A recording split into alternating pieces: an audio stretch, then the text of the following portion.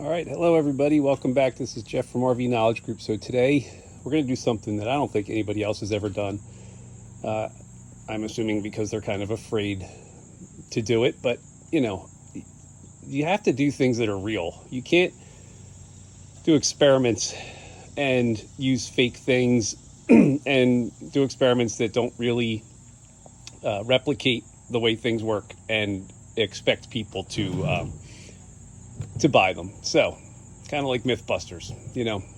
I set this little tank up here. Okay, so this is just a water. It's about a 7-gallon total watering or car washing bucket. It's on about an 8-degree slope. So this pretty much replicates the plastic black tank that you have in your RV. As you can see, there's more water down this end than there is at that end because it's sloped. And in most of your black tanks, your pipe that comes in from your toilet does not come in right over the main area. It comes in somewhere up here on the slope. So your pipe is not necessarily always sitting on top of all the water that everybody always says to fill it up with. And that's my first problem with, kind of the black tank poo pyramids and clogging issues, is that nobody really knows what their black tank looks like. They all just assume that this pipe comes in right over here, kind of like your home plumbing, and it all goes into this big thing and everything's great. That's not the way it works. Okay, the tanks are 8 to 10 feet long in most cases, and the toilet's not going to be right at where the dump valve is on your tank. It's not going to be right over here. It's going to be somewhere over here a couple feet, maybe 3-4 feet in from the edge of the RV, and your dump valve's on the edge of your RV. So it's just unrealistic to assume that everything's going to fall into a big puddle of water. So what I did, assuming we're going to assume about 6 gallons of water here. If this was a 40-gallon tank, this is the equivalent of about 6.5 gallons of water in the tank. I don't know anybody who would put 6.5 gallons of water in a 40-gallon tank, just to start off with. But this is what we're going to do. So, and so like I said, I have a pipe that's set up to dump right into the tank at about where a normal RV tank would be. As I said, it's on about an 8-degree slope, which is pretty standard for an RV. And we are going to dump things into the pipe. Now, I have standard Scott's RV toilet tissue I bought at Walmart. It pretty much doesn't matter what kind of toilet paper you use. Most of them break down anymore, so it's not a big deal. I've both folded as well as crumpled some toilet paper, and I have what would be equivalent to about a half a gallon, maybe somewhere between a quarter and a half a gallon flush that most people do not use the full gallon of water that I always recommend. So we're going to go with this. Now, in order to make this real, because with just toilet paper, it's not real. Okay, I have a lot of dogs. I'm actually going to use some dog poop, because without the solids, this doesn't mean anything. Toilet paper is, you can shred this with your hand, no problem. So when you add the solids, you start to see, possibly the piling up action down at the bottom of the pipe.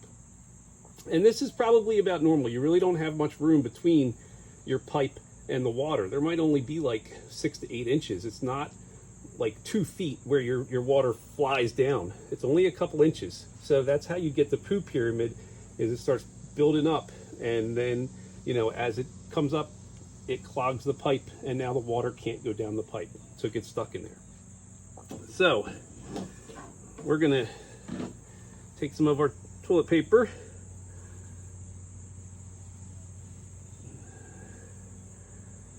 and we're gonna sort of replicate the real thing. And this is not fun. Now what we want to see with this is also, does the toilet paper break down the seam when it's got solids on it? All right, so right now we basically have, say, our waste bowl over here. See if we can get that in there, okay? We'll just let that sit for a couple seconds, and then we're going to pour it all into the tube And we're going to replicate what happens when you flush your toilet. All right, here we go.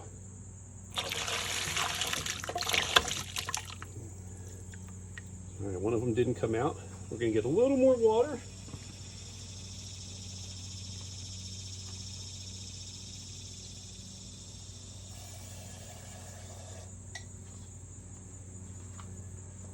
Let's pour that in there. Okay, not unusual for, maybe something that gets stuck in your toilet. Okay, as you can see, everybody always kind of, when you read it online, assumes that this stuff hits and just spreads out, and the toilet paper comes down to the bottom of the tank, and you can see that's not what happens. When it comes down, it sits in a pile. And if you don't use enough water and you keep flushing without using enough water, it just keeps building up until the point where it clogs the tube, and now you have the poop pyramid. Now, this is assuming, obviously, we're stationary. We're not moving. We're a stationary RV. But obviously, this definitive answer, what happens to solids in toilet paper when they go down your toilet tube? They kind of stay at the bottom. Now, I'm going to come out here once an hour and do the same thing. And we're going to see two things. Number one, how does stuff break down in there, as far as not so much the solids, but the toilet paper. Because people who do the stir tests, well, whenever you're stirring it, you're adding a force to it. The only thing that's acting on your toilet paper in your black tank is the water coming down the tube. If your toilet paper is way over here, the water coming down the tube really isn't affecting it. So this is going to kind of show how things work in real life, how toilet paper breaks down in your black tank. So like I said, I'm going to come out here once an hour, and I'm going to do the same thing, kind of, replicating use of an RV bathroom, and we're going to see what happens. All right, this is Jeff again. It's been about an hour. Actually, it's been exactly an hour. And as you can see, there's no change. Everything, let me get a flashlight just to help highlight this.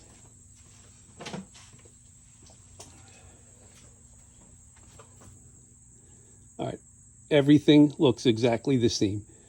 If you're, excuse me, if you're in a stationary rig and you're pretty stable, you're level, you're not moving around much, the black tank doesn't move. It just sits there. The water just sits there unless you dump it.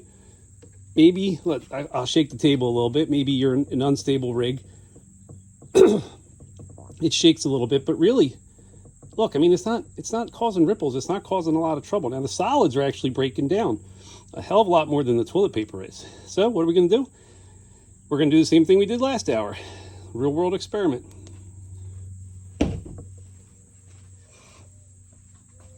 All right, so I have a couple of sheets of toilet paper here.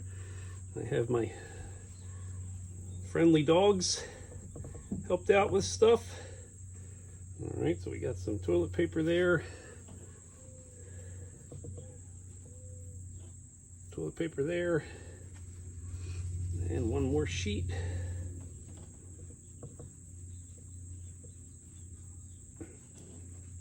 And then we have our solids, which will go in. Okay. So once again, we have our pseudo bowel movement, we'll say here. It's once again the equivalent of about a half a gallon of water that you would put down your black tank for a flush. I like to use a gallon myself, mostly because the more water is going to help that spread out, but a lot of people don't. I keep a 1 gallon water bottle next to my toilet, and whenever there's solids, I use that to fill up the bowl, and then I keep a little bit extra to kind of, you can rinse everything down that way. But if you're not following that, this is what could happen. All right, so we're just going to dump this down. We might need a little bit extra again like we did last time. We'll see.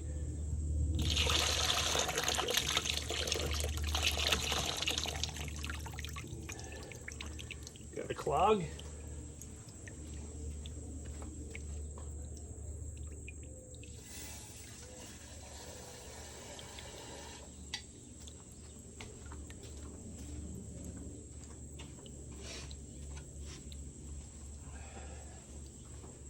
All right, so like anything, you know, things happen.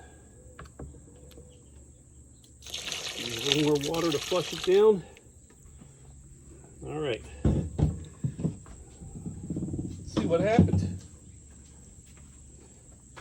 All right, as you can see, everything just accumulated at the bottom of the pipe again.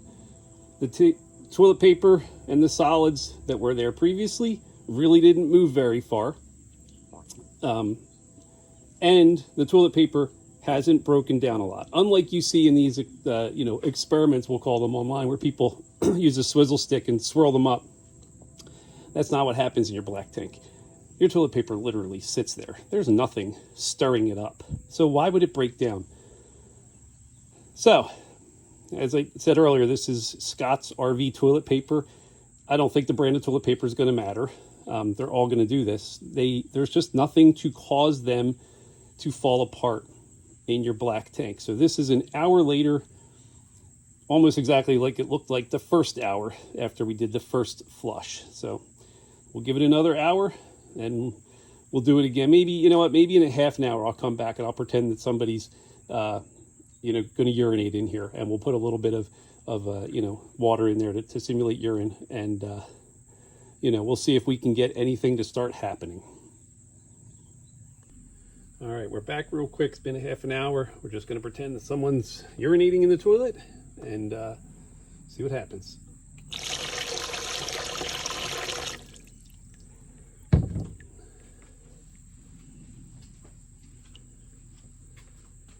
All right, so pushed some of the toilet paper out a little bit. Doesn't really look like it's breaking up all that much. So, you know what? We'll come back a half an hour and duplicate the solids. All right, well, here we go. We're at it again. It's been a half an hour since the fake urination, and we're going to go with another solids action here, and let's see if we have any change. So far the toilet paper is pretty much unchanged from when it went in.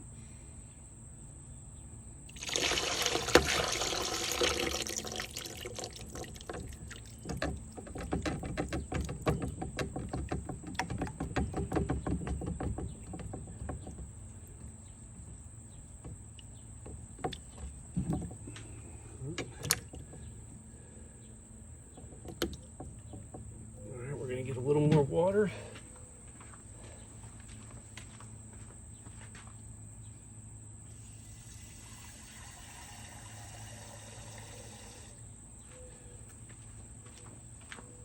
All right.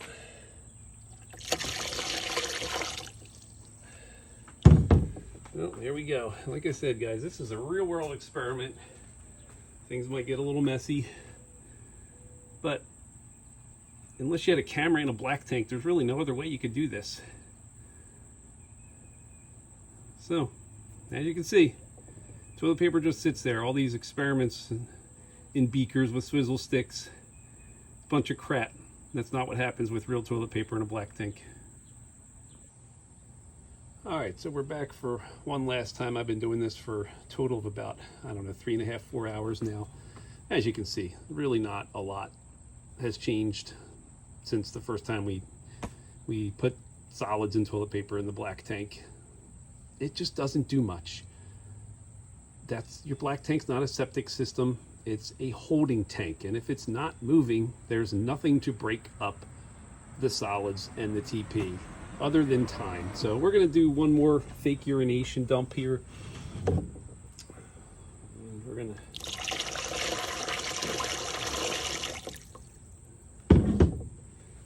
all right, so you can see toilet paper, for the most part, is still in the same area. It hasn't moved down, even though this is on an 8-degree slope, hasn't moved down towards the valve. It's all staying up here. This is part of the problem with poo pyramids. People don't understand how their tanks are. Now, I'm going to do something here. I'm going to take my long screwdriver and I'm going to stir this up, and we're going to see if with the swizzle stick technique. Oh, look at that. See, as soon as you go and you put something in there, and you stir it up, yes, the toilet paper starts to break up. However, pretty sure that we've proven through this little experiment that that's not how things work. Toilet paper does not get stirred up like that. Therefore, it does not break down the way that you've seen people do it online. So it's a bunch of nonsense. People do it for views. They don't actually do real experiments like this because they're just in it to get views, to get you to watch and to get you to believe it. And you know what? I mean, sorry, but if you're gullible enough, then hey, it is what it is. So what we're going to try to do now is duplicate the poo pyramid. So I'm going to take some water and I'm going to put just enough water in here. It's going to be someone who's kind of cheap or just lazy and doesn't really want to flush enough. And we're going to put TP in here, and we're not going to use any solids this time. But we're just going to see if we can kind of duplicate how the poo pyramid might start. All right, so we got a little bit of tissue there, a little bit more water, not much.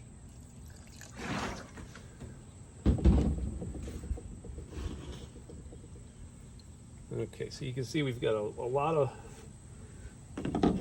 toilet tissue and a little bit of water, and we're going to see if we can get this in here and kind of duplicate the pyramid. Now, this is a lot easier to do in a real toilet because it has gravity feeding it. And we're just going to use up as much of this as we can and see what happens.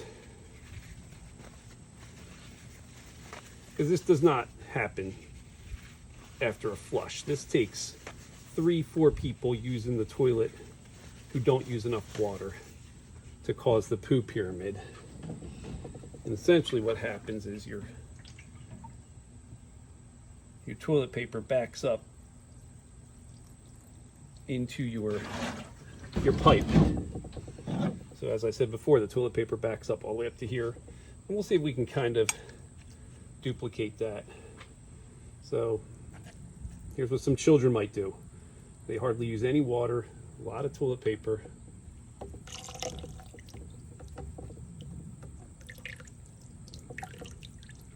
Just getting that down in there.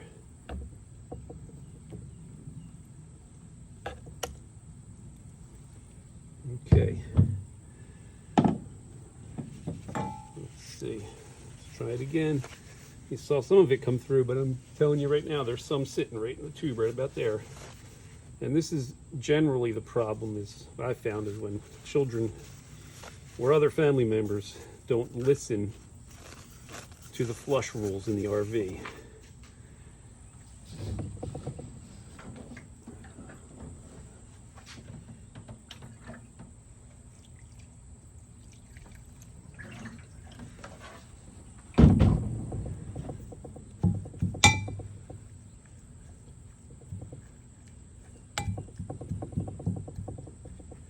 All right, so once again, a little bit of water, a lot of toilet paper.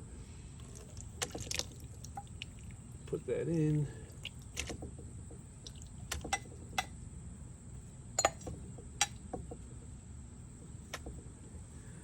All right, so you can start to see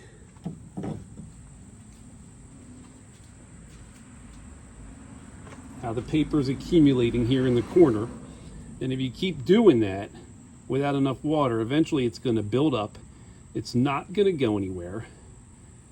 Let's even dump a little more water on top. Say you come along and you do it the right way, not knowing that your kids weren't listening to you.